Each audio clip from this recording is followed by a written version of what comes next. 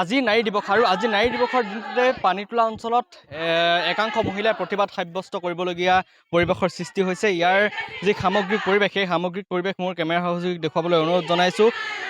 যিহেতু অৰুণোদয় আঁচনিৰ নামত যি এক দুৰ্নীতি কৰাৰ অভিযোগ উত্থাপন হৈছে পানীতোলা পঞ্চায়তত, আৰু এই পানীতোলা পঞ্চায়তৰ অন্তৰ্গত যিসকল মহিলা, এই মহিলাসকলে তেওঁলোকে অৰুণোদয় আঁচনিৰ দুৰ্নীতিৰ বিৰুদ্ধে তেওঁলোকে আজিৰ দিনটোতে মাত মতা পৰিলক্ষিত হৈছে। তেওঁলোক এইসকল মহিলা, যিসকল মহিলাই ইতিমধ্যে প্ৰতিবাদ সাব্যস্ত কৰি আছে, এই প্ৰতিবাদ সাব্যস্ত কৰা মহিলাসকলৰ ইতিমধ্যে তেওঁলোকে অৰুণোদয় আঁচনিত তেওঁলোকে অৰুণোদয় আঁচনি পাবলগীয়া যোগ্য বুলি তেওঁলোকে ইতিমধ্যে কৈছে।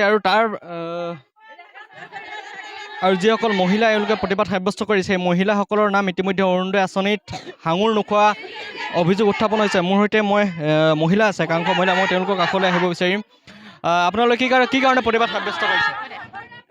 আমাক ৰেচন কাৰ্ড থাকি আমাক দিয়া নাই। আমি এতিয়া বিধৱা মানুহ, আমাৰ পৰিয়াল, আমাৰ ল'ৰা এটা আছে, মোৰ মানুহটো বেছি দিন হোৱা নাই মই, সেইটো কাৰণে আমাক দিয়া নাই। দিব লাগে হিচাপতে আমাৰ ঘৰখন চলিব লাগে। আৰু আজিকালি জানেই শাকে পাচলি বহুত দাম আছে, সেইটো কাৰণে চলিবলৈ আমাৰ অসুবিধা হোৱাৰ কাৰণে মোক দিয়া নাই। আগতে পাইছিলে নেকি? নাই, আগতে পোৱা নাই। নাই পোৱা তেনেকৈ। পাবলগীয়া যোগ্য। তেনেকুৱা ক'ব বিচাৰোঁ তো। আৰু আছে মহিলা, মই তেওঁলোকৰ কাষলৈ যাব বিচাৰিছোঁ। প্ৰতিবাদ সাব্যস্ত কৰিছে মানে হেৰি কি বুলি কয়, আমি অৰুণোদয় পাই থকা হৈছিলোঁ, মই পাই আছিলোঁ অৰুণোদয়। এতিয়া অৰুণোদয় নামটো কাটি দিছে, আৰু যিখিনি মানুহে মানে কমিটি মানুহখিনে কাটিছে, কিন্তু যিখিনি পাবলগীয়া যোগ্য সিহঁতক দিয়া নাই। মানে আমাতকৈ যিখিনি ওপৰ সিহঁতকে মানে অৰুণোদয় এতিয়া নাম ভৰাই দিছে, সেইকাৰণে প্ৰতিবাদ কৰিবলগীয়া হৈছে। কিন্তু আমাৰ এতিয়া পাবলগীয়া যোগ্য আমাৰ মানুহজনে হাজিৰাহে কৰে। এতিয়া আমি আগৰ পৰা পাই আছোঁ, আৰু চাৰ্ভে কৰোঁতেও পাই আছোঁ, দিছে। কিন্তু এতিয়া কাটি দিয়াৰ কাৰণেহে আমি এতিয়া প্ৰতিবাদ কৰিবলৈ আহিবলগীয়া হৈছে। কি অসম চৰকাৰলৈ কি আহ্বান জনাব এই মুহূৰ্তত?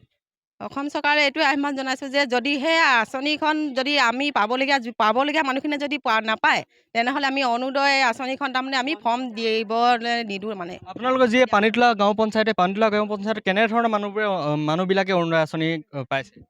যাৰ পকা ঘৰ, যাৰ গাড়ী আছে সেইবিলাকে পাইছে, যাৰ ফ্ৰিজ আছে, ধনী মানুহ তেনেকুৱাবিলাকে পাইছে। যিখিনি যোগ্য পাবলগীয়া মানুহ সিহঁতক নাই পোৱা। মানে আঁচনিখন যাৰ বাবে উলিওৱা হৈছিলে অৰুণোদয় আঁচনিখন তেওঁলোকে পোৱা নাই। যিখিনি মানে পাবলগীয়া যোগ্য সেইখিনি মানুহে পোৱা নাই। যিখিনি মানুহে পাবলগীয়া যোগ্য নহয় সেইখিনি মানুহকে দিছে ফৰ্ম। এতিয়া মানে ফৰ্ম এতিয়ালৈকে বটোৱা নাই, কিন্তু 4 নং ৱাৰ্ডৰ ফৰ্ম বটাই আছে, কিন্তু আমাৰ বটোৱাও নাই, লিষ্টো মৰা নাই। আমাৰ মানে পানীতোলা পঞ্চায়তৰ মানুহ এতিয়ালৈকে আহি পোৱাহি নাই।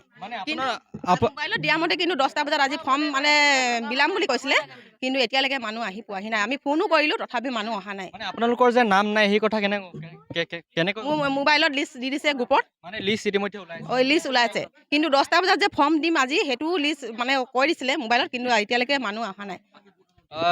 মোৰ সৈতে আৰু মহিলা আছে, মই আপোনাৰ কাষলৈ যাব বিচাৰিম। আৰু আপুনি অৰুণোদয় পাই আছিলে? অৰুণোদয় মই আগৰ পৰা পাই আছিলোঁ। আমাৰ অৰুণোদয় বিধৱা মানে এতিয়ালৈকে আমাৰ নাম অহা নাই। এতিয়া মোৰ কোনো কৰোঁতাও নাই, মোৰ ল'ৰাও সৰু, এতিয়া মোৰ নাম অহা নাই বিধৱাৰ কাৰণে অৰুণোদয় পোৱা। আৰু মোৰ ঘৰো দিয়া নাই। ঘৰ এতিয়া ইমান ভগা চিগা ঘৰত আছোঁ। মই আজি ঘৰটো কোনো চেক কৰি থকাও নাই। মোৰ ল'ৰাকেইটা সৰু, মই আজি ঘৰ দুৱাৰ বনাব নোৱাৰোঁ কাৰণে মই অৰুণোদয় পইচাকেইটাই খাই আছিলোঁ বিধৱাৰ কাৰণে, মোক এতিয়া দিয়াও নাই। ৰাইজক সেইটোকে কৈছোঁ যে মোক কি কাৰণে দিয়া নাই। মোৰ ল'ৰা ছোৱালী সৰু হৈ আছে, কমা কোটা খাব পৰা নাই। মোক এতিয়া মই বিধৱাৰ কাৰণে লিখিছিলোঁ অৰুণোদয়, এতিয়ালৈকে মোৰ এই লিষ্টত নাম নাই। মই নাম চাইছিলোঁ। আৰু যি অসম চৰকাৰৰ যিসমূহ আঁচনি আছে এইসমূহ আপুনি পাইছেনে?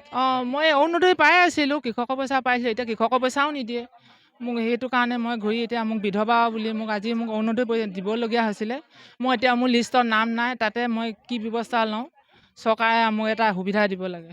হয়, নিশ্চয়কৈ মই পুনৰ পৰিৱেশ দেখুৱাইছোঁ। এইসকল মহিলা, যিসকল মহিলা ইতিমধ্যে প্ৰতিবাদ সাব্যস্ত কৰি থকা পৰিলক্ষিত হৈছে, তেওঁলোকে পানীতোলা গাঁও পঞ্চায়তৰ কাৰ্যালয়ৰ সন্মুখত। আৰু যিহেতু এটা কথা উল্লেখ কৰিব লাগিব যে পানীতোলা গাঁও পঞ্চায়তত এই যি অৰুণোদয় আঁচনি, এই অৰুণোদয় আঁচনিৰ নামত এক ব্যাপক দুৰ্নীতি হোৱাৰ অভিযোগ উত্থাপন কৰিছে এইসকল মহিলাই।